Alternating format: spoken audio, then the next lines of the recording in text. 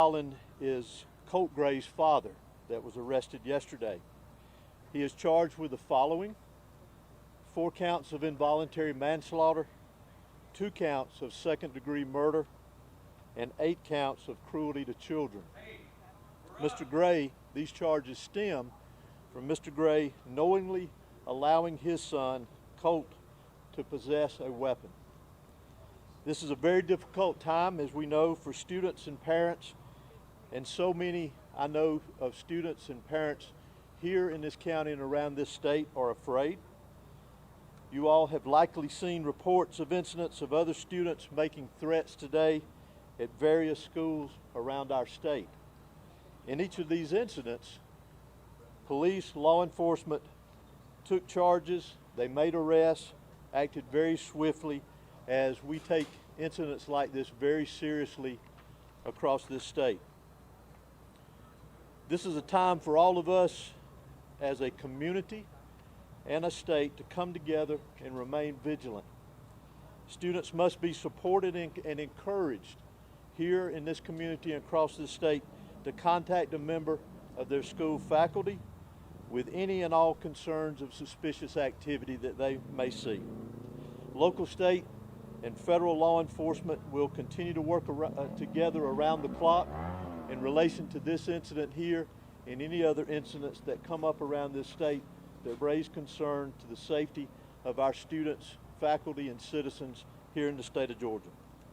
Additionally, Colt Gray, that was arrested yesterday for this incident, has now been charged with 4 counts of felony murder.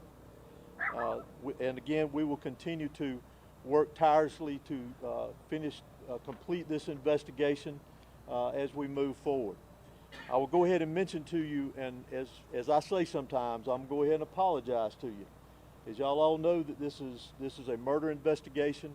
It is a very serious investigation, one that we take serious, one that we will continue to diligently work on and be very thorough with it with the GBI and our local partners here. So you'll have to forgive us if we don't answer a lot of the questions that you ask. I know you have many, and we wish we could answer many of them for you, but we still obviously want to maintain the integrity of this investigation because it has a long way to go for it to be finished. Again, I also want to remind everyone that we need to continue to pray and support the victims that were involved here, the school teachers, the faculty, the students, obviously those that lost their lives, their families, and those that were injured. So I'd like to call on the sheriff to come and give you a brief update on the status of those that were injured from yesterday's event. Thank you. Thank you, Director Hosey. As Director Hosey said, I'd like to say that obviously we're lifting up those families. Our hearts are hurting for them, our kids, our students, our teachers. But the 9 injured, I am very happy to say will make a full recovery.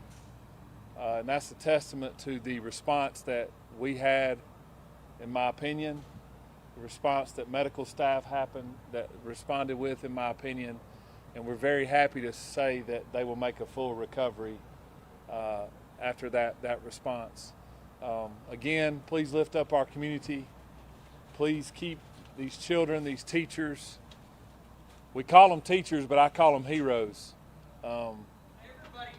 We met with them today. Emotions are very high, obviously, but we told them that we love them, we love our teachers and what they do, and we're very happy at the fact that they stood in the gap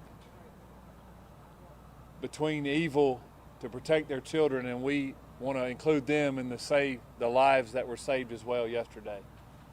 But I wanted to report to you that all 9 people that are injured will expect to make a full recovery. Thank you. Are they still in the hospital? Several of them are still in the hospital. Some have been released. And Director, can you please explain, did the father actually give the gun to the suspect? Well, I'm gonna leave it as how I mentioned it in the release, that he knowingly allowed him to possess the weapon. Director, can you tell us about how the arrest happened today? Did you turn himself in? Did you guys make contact with them? How did that go with investigators this afternoon with that arrest? I'm honestly not familiar with the details. All I can tell you is that he is in custody at this time. And is it likely anyone else will be arrested in this case, or is that still It's difficult to say at this point in time. We're obviously still investigating this, following all leads, all evidence, and we'll set to see where it takes us as we progress forward. Do you know when this firearm was should purchased? have been made sooner? The arrest was made when we had the probable cause to make the arrest. Do we know when his first court appearance will be? I'm not sure, no. Did the dad bring him to school? I'm not sure about that either. I'm sorry. Are you able to explain the charges and how he has more charges than the suspected shooter? Not in great detail. The biggest thing, as I mentioned earlier, is that he is in custody at this point in time. His charges are directly connected with the actions of his son and allowing him to possess a weapon. Sheriff, will he be housed in your facility? Is that where he'll be held? How does that move forward? He'll be held in the Bexar County Detention Center. Will his mugshot be available tonight, or will it take some time until tomorrow to get his mugshot? It depends on how long it takes us to book him, but if it's available, we can get that to y'all tonight. Sheriff, If not tomorrow. You said some good news that some have been released. Do you know the numbers of patients that have been released, victims? I don't want to speak to that because I don't know the exact number, but I know that I want to just report that all 9 would make a full recovery and be able to leave the hospital.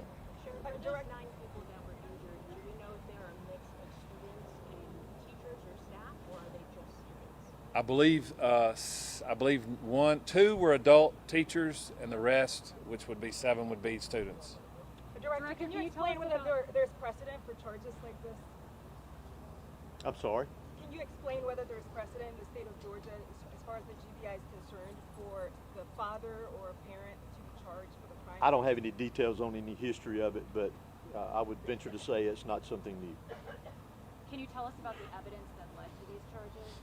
No, ma'am, that's part of the ongoing investigation. I apologize. Sheriff, after all this time with him being able to talk with investigators, you were pretty strong yesterday. We were saying this was an evil act. It was very sad, obviously, but looking back at what the 14-year-old's been able to say to investigators over the last 24 hours, can you reflect on just what this community is facing after what he allegedly did at this school?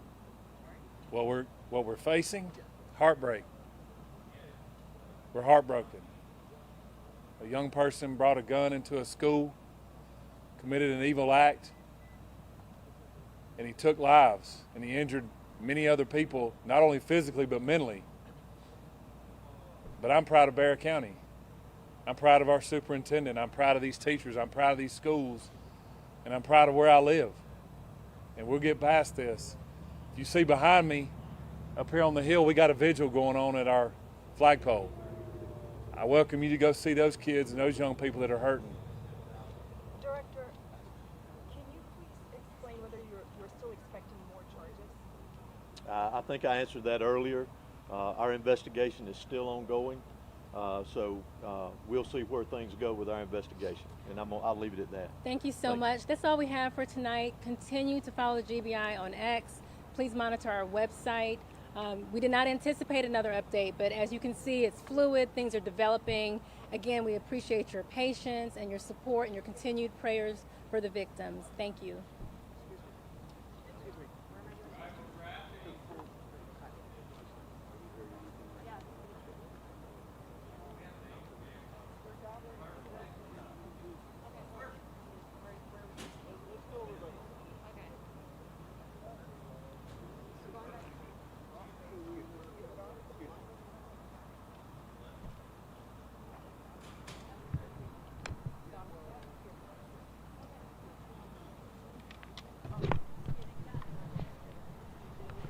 Oh, Lord.